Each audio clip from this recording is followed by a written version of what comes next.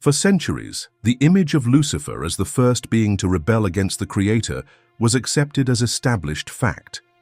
Pastors, writers, theologians, and artists built the basis for understanding evil on this figure. Books were written, sermons preached, and songs composed. But what if this is wrong? What if what we learn from the beginning about the origin of the celestial rebellion is just part of an older, more complex story? The answer to this question lies where almost no one usually looks. In the empty spaces between the verses, in the silent lines of the scriptures, in the forgotten traditions, and in the texts that were left aside from the official versions. It is not necessary to go far to notice that the Bible never directly states that Lucifer was the first to fall. She describes her fall in striking detail, speaks of her arrogance, her corrupted beauty, and her desire to ascend above the throne of God. But he does not present it as the absolute beginning of the rebellion. This silence is more than an omission. It is an open door to a deep and surprising investigation into the behind-the-scenes of the celestial kingdom even before the creation of man. And the key to this investigation lies in the way we read what lies behind the words and in the sources that were kept alive by entire communities that preserve traditions parallel to the dominant narratives. There are a number of spiritual characters who appear in apocryphal writings, ancient rabbinic commentaries, and texts from the intertestamental period. They are not just names lost to time. They are protagonists of stories of deviation, rupture, and judgment that precede the prophetic reports about the fall of the anointed cherub. To understand what this means, it is necessary to go back to times before humanity, when the world had not yet been formed, but the invisible kingdom was already in motion. The Bible records that the sons of God were present when the creation of the universe took place. The book of Job speaks of stars that sang, of beings that celebrated the work of the Creator. There was already an established order, there were assigned roles, and there was a spiritual hierarchy. But there was also freedom, and with it, the possibility of choice. It is in this freedom that conflict arises. Not all who were created remained in faithfulness. Evil did not manifest itself as a single act, but as a series of deviations that appeared at different times and for different reasons. Instead of a single grand fall, as depicted in Lucifer's fall, there are signs of multiple transgressions, fragmented in time and motivation. Some marked by vanity, others by greed, others still by a desire to appropriate what had not been granted to them. The invisible creation was the scene of ruptures that long preceded what the prophets later described with such force. In texts such as the Book of Enoch, Jubilees, and various interpretations of Jewish tradition, we find names such as Azazel, Shemyaza, and Samael. Each of them carries unique traits of rebellion. Each represents a different dimension of evil, and they all point to the same principle. The fall did not begin with just one, nor in just one way. These narratives, despite not being part of the official biblical canon, echo themes that appear discreetly in the sacred books. The idea of an already existing abyss, of a place of spiritual prison prior to the final judgment, appears in Luke and Revelation. The existence of spiritual beings who abandoned their home and were imprisoned in eternal chains is mentioned in the letters of the New Testament. These are not isolated statements. These are pieces that, when put together, paint a broader picture of the spiritual conflict that began before humanity was even formed from the dust of the earth. What we will examine from here is this hidden background, these stories left on the margins of traditional discourse, but which carry profound implications for the understanding of good, evil, freedom, and judgment. Each character and each event mentioned below is part of a larger picture, a spiritual reality that developed in silence before the best-known fall in history. This journey is not just a search for forgotten information. It is a journey into the heart of the invisible conflict, where each recovered fragment reveals something about the structure of the spiritual universe, divine justice, and the role of choice even among celestial beings. Because if evil arose before Lucifer, we need to review everything we know about the beginning of history. and perhaps about our own place in it. The silence surrounding the origins of evil in the canonical scriptures opened space for other sources to become valuable in the investigation into what occurred in heaven before the creation of humanity. Among the names that emerge from these traditions is Azazel, a being whose history reveals a lot about the first deviations in the spiritual order. While Lucifer is widely known for his attempt at exaltation, Azazel represents another type of transgression, the direct contamination of creation. The name Azazel appears discreetly in the Bible, specifically in Leviticus chapter 16, within the instructions on the Day of Atonement. In this ritual, 2 goats were chosen by lot. One would be sacrificed to the Lord, and the other sent to the desert to Azazel, symbolically bearing the sins of the community. Although this act had a clear ritualistic purpose, the mere mention of Azazel's name in a context of collective purification raises questions. Why does this figure appear linked to a rite of guilt and spiritual separation? If this type of investigation interests you, subscribe to the channel. This way you can follow everything closely and not miss the next content that reveals what many have never explored. To better understand, it is necessary to turn to ancient sources from the Second Temple period, especially the Book of Enoch, a text that circulated widely among Jews in the centuries before Christ. In it, Azazel is described as one of the leaders of a celestial rebellion. According to Enoch's account, this being did not seek the throne or dominion, but taught men skills that distanced them from God. He introduced the knowledge of war, how to make swords, shields, and armor. He revealed secrets about precious metals and stones, and encouraged the use of cosmetics, enchantments, and magical practices. This not only corrupted creation, but also generated a new culture based on power, vanity, and spiritual manipulation. The Book of Enoch, dated by scholars between the 3rd and 1st centuries before Christ, describes divine intervention in the face of this corruption. The Most High orders the archangel Raphael to capture Azazel, imprison him, and throw him into an inhospitable desert called Dudael. There he was to remain in darkness, under sharp stones, until the day of judgment. This punishment is remarkable because it precedes any biblical mention of Satan's imprisonment. While Revelation describes the dragon's imprisonment millennia later, Azazel had already been sentenced much earlier. Enoch's text is not just symbolic. It reflects the perception, supported by ancient Jewish traditions, that evil manifested itself in different forms and times.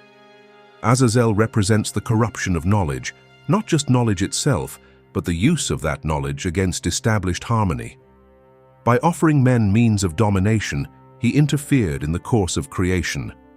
His judgment, severe and immediate, suggests that his transgression struck directly at the heart of the divine purpose. Interestingly, the New Testament also seems to reflect echoes of these ideas. In Luke chapter 8, Jesus encounters a man possessed by a legion of spirits. These demons beg not to be sent to the abyss. The term used is abyssos, the same one that appears in Revelation 9, where an angel descends with the key to the abyss to free beings imprisoned there. This shows that the concept of a place of spiritual imprisonment was already recognized in the times of Christ and suggests the existence of entities that were punished long before the narrative of Lucifer's fall was revealed in the prophetic books. There is no direct mention of Azazel in these texts, but the description of an early arrest for certain angels who exceeded established limits resonates with the judgment imposed on him according to Enoch.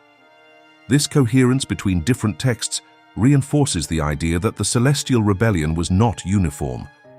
There was no single traitor, but different manifestations of deviance, each responded to with measures proportionate to the gravity of the transgression. Azazel's role also aligns with the perception of evil as something that slowly infiltrates creation. He did not lead an army against God. He did not claim worship, but he inserted seeds of destruction through the revelation of knowledge that should have remained hidden.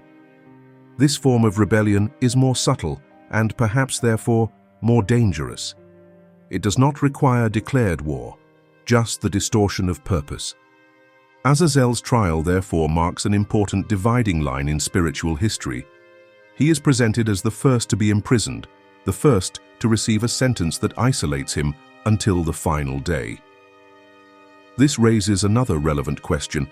If he has already been judged, what does that say about the nature of spiritual time? The judgment of certain angels appears to have occurred long before any visible manifestation of evil on earth. This places the abyss as an active space prior to human history. Ultimately, Azazel is more than a mythical figure. It represents a moment when heaven needed to react to the misuse of freedom. His fate is a reminder that divine justice does not wait for men's time. It acts according to the severity of the action. And by revealing to men what was not theirs to know, he not only distanced himself from the Creator, he brought with him a whole world of consequences. Azazel's arrest reveals that divine justice is not restricted to major confrontations, but also reaches subtle transgressions, those that corrupt the purpose of creation without the need for overt confrontations. However, not all declines were discrete. There are records of a rebellion that did not come from an isolated individual, but from an alliance formed by hundreds of celestial beings, driven by desires incompatible with their original nature. Among the names associated with this episode, Shemyaza stands out, leader of a coalition that chose to descend to Earth and profoundly alter the established order. If the content is making sense to you so far, write Amen in the comments. This shows that you are following and helps to spread this message to more people. The earliest records of this event are collected in the Book of Enoch, particularly in chapters 6 and 7. According to this account, a group made up of 200 angels made a solemn pact on the top of Mount Hermon, mutually committing themselves to perform an act that they knew was forbidden, physically joining the daughters of men. The text describes that these beings, when contemplating the beauty of human women, were dominated by a desire that until then had not been part of their existence. The decision was not impulsive. They knew that descending into the material world and abandoning their spiritual home would have definitive consequences.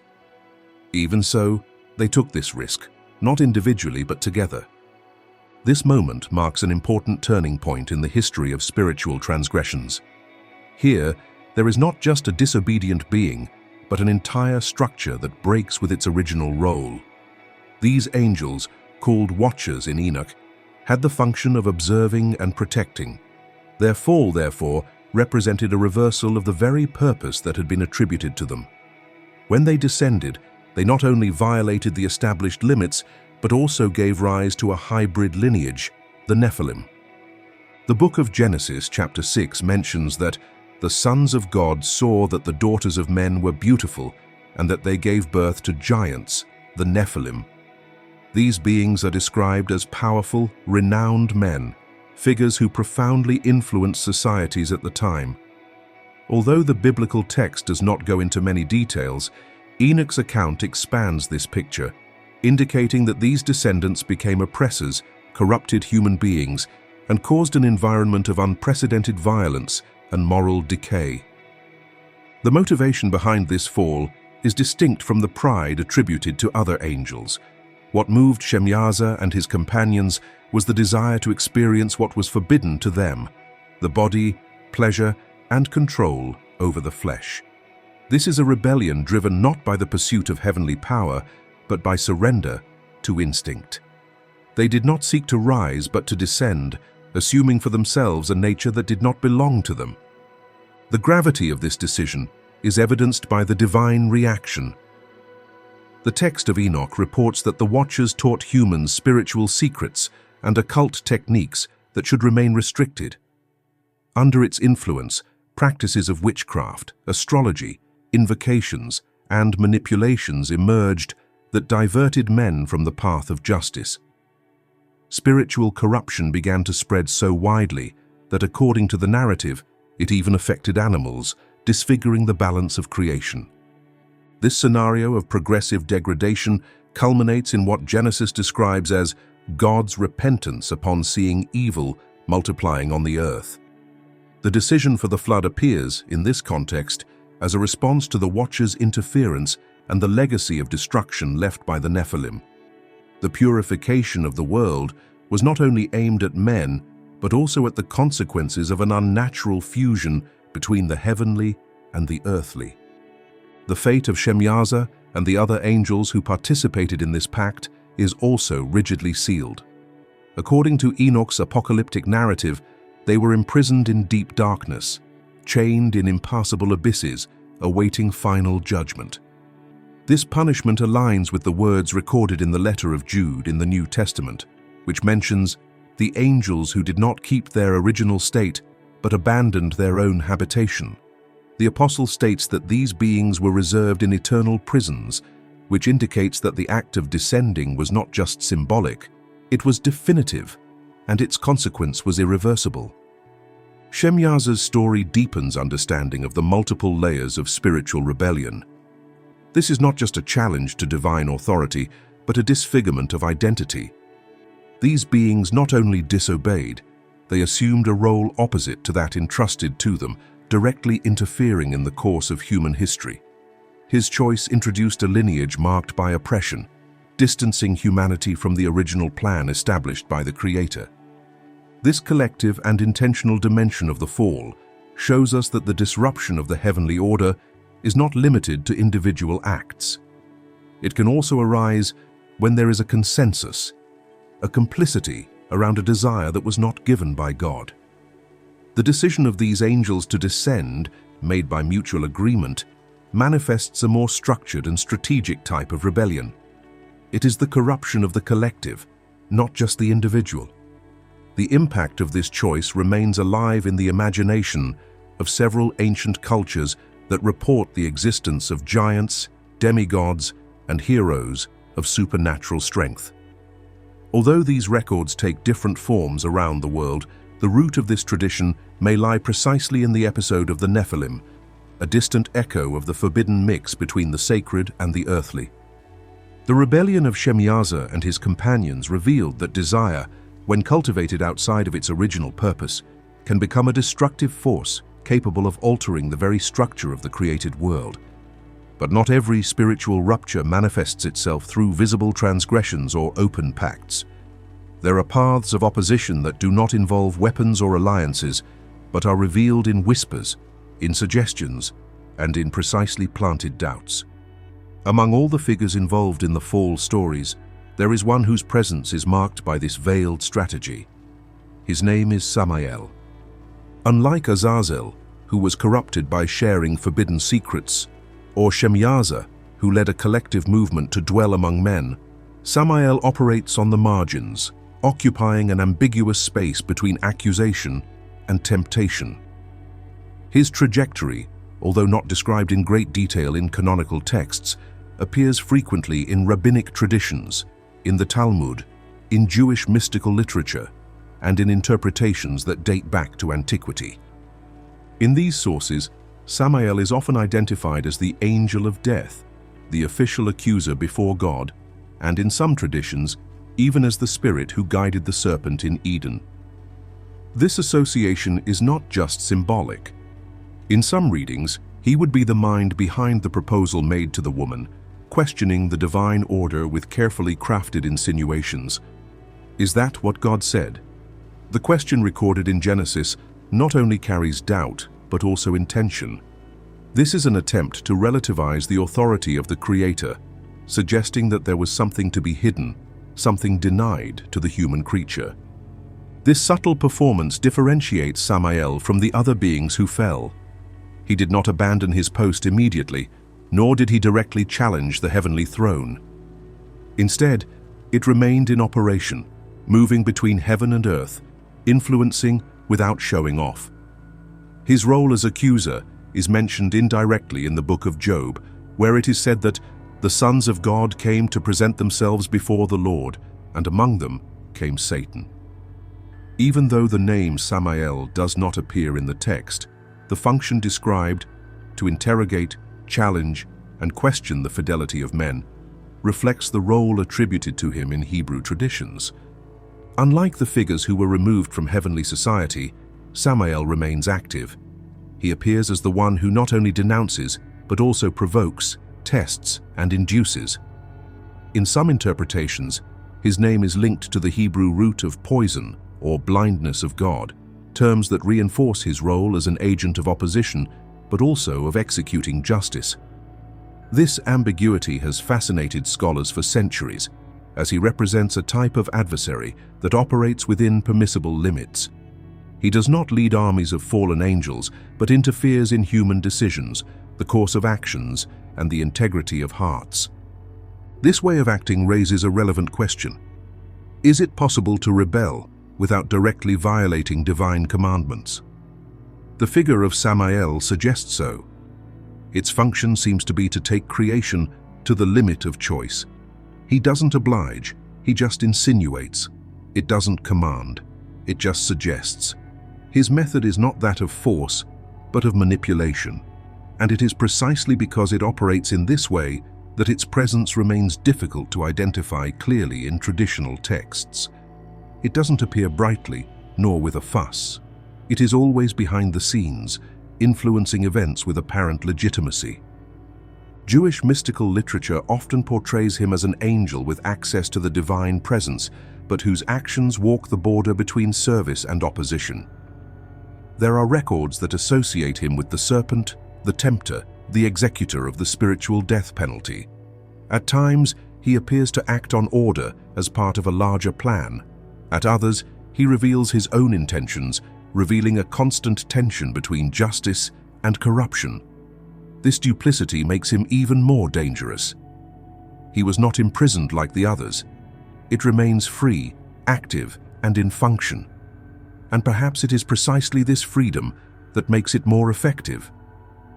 When we consider his performance since the first chapters of the biblical narrative, we realize that the fall, in this case, is not due to rupture, but to infiltration. Samael does not explicitly break the commandments, but proposes other ways of interpreting them. He does not seek dominion over heaven, but the instability of the earth. Its focus is on destabilizing creation, not by force, but by speech. He represents the kind of evil that presents itself not as an enemy, but as an advisor. It does not question the existence of God, but the reliability of his instructions. The New Testament contains echoes of this action. The letter to the Hebrews states that the devil had the power of death, which directly refers to the role traditionally attributed to Samael. Already in Revelation, he is described as the accuser who was thrown out, the one who accused his brothers day and night before God. Although there is no direct mention of the name, the parallels are undeniable. Samael is therefore a figure that stands in the tension between heaven and hell, between law and transgression, and between presence and resistance. Their rebellion is not marked by one act, but by a constant state of opposition. He didn't fall like the others. It remained. And because it remains, it influences more than you imagine. He does not need war nor declared followers. All he needs is the doubt, the insinuation, and the constant contestation of what has been established. And perhaps, therefore, he is one of the most intriguing characters in the entire spiritual tradition. So far, we have observed how different spiritual beings have deviated from their original purpose, each in their own way. Some corrupted out of desire, others out of boldness, still others out of insinuation. But among all the names that emerge from these reports, there is one that became the symbol par excellence of the rebellion: Lucifer. His figure spans centuries as an archetype of the fall, and not just because he rebelled, but because of the way his vanity and ambition became a universal symbol of the separation between the creature and the Creator. Unlike the others, Lucifer does not appear at the beginning of Genesis, nor in the first records of extra-biblical Jewish traditions. Its story is constructed from fragments found in prophetic books, especially Isaiah and Ezekiel, written centuries after the narratives of the creation and fall of man. This absence from the opening pages of the Bible is, in itself, significant. When the prophet Isaiah speaks of the fall of the son of the morning, he does not present a detailed origin, but rather part of an ongoing judgment. The question, "How did you fall from heaven, O morning star?" sounds like the confirmation of something already accomplished, as if the event were so remarkable that it did not require introductory explanations. Isaiah chapter 14 describes a being who desired to ascend above the stars of God, establish his throne on high, and be like the Most High. The language is poetic and symbolic, and is part of an oracle against the king of Babylon. However, Christian tradition interpreted this passage as a veiled allusion to the fall of a spiritual entity. The association with Lucifer arises from the Latin Vulgate translation, which used the term Lucifer, bringer of light, to describe this being. From then on, the name was perpetuated in Western theology as a direct reference to the fallen angel. In the book of Ezekiel, chapter 28, we find another description, now directed to the king of Tyre. The text speaks of a perfect cherub, created in beauty and wisdom, who walked among the fiery stones in Eden and who, at a certain point, became corrupted because of his splendor. Again, despite being part of a prophetic judgment against a human ruler, the content goes beyond the characteristics of any earthly king. The description touches on spiritual dimensions, suggesting that the prophet is dealing with something larger than a political figure. This cherub is presented as someone who not only fell, but who was expelled from the divine presence for having allowed iniquity to settle within him.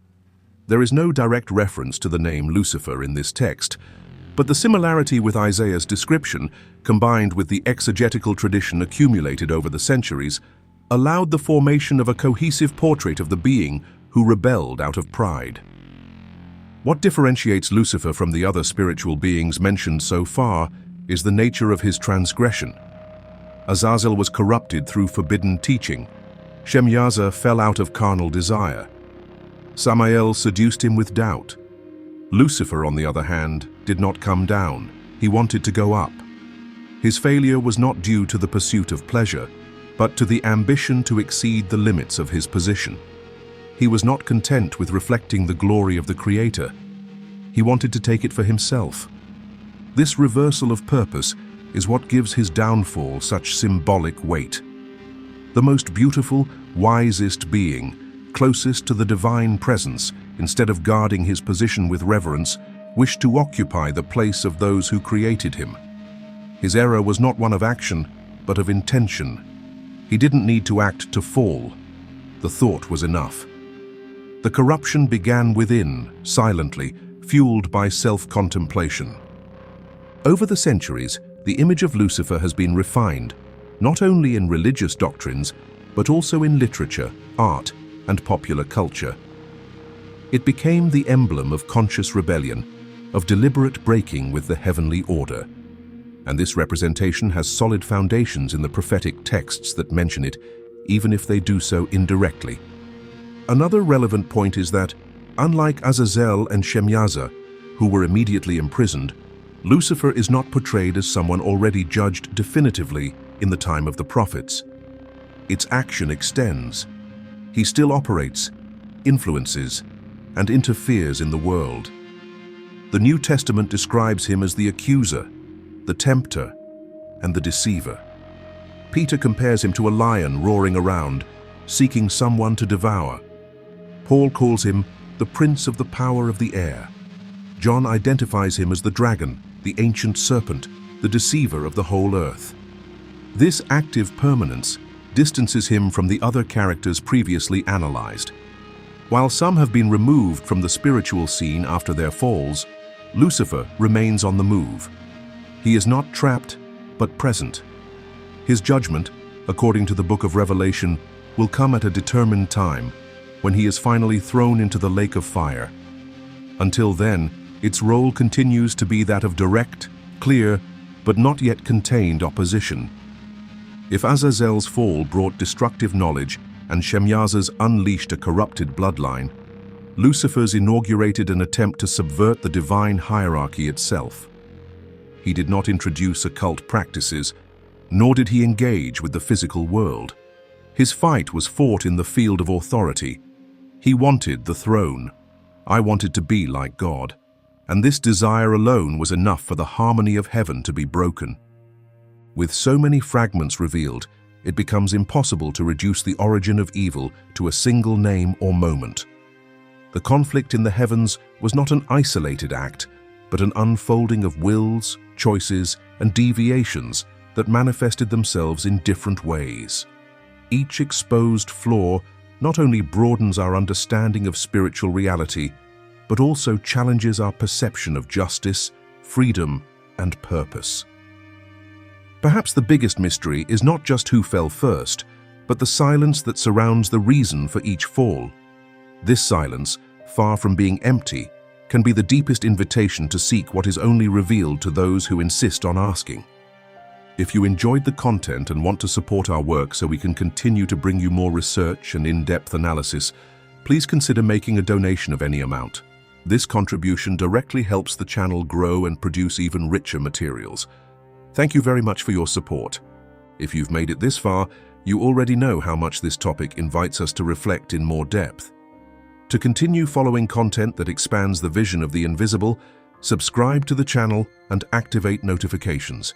This way you don't miss the next videos. Enjoy and leave a like. This helps a lot to keep the content relevant. Soon we will continue exploring other layers of these hidden stories. I'll meet you next time.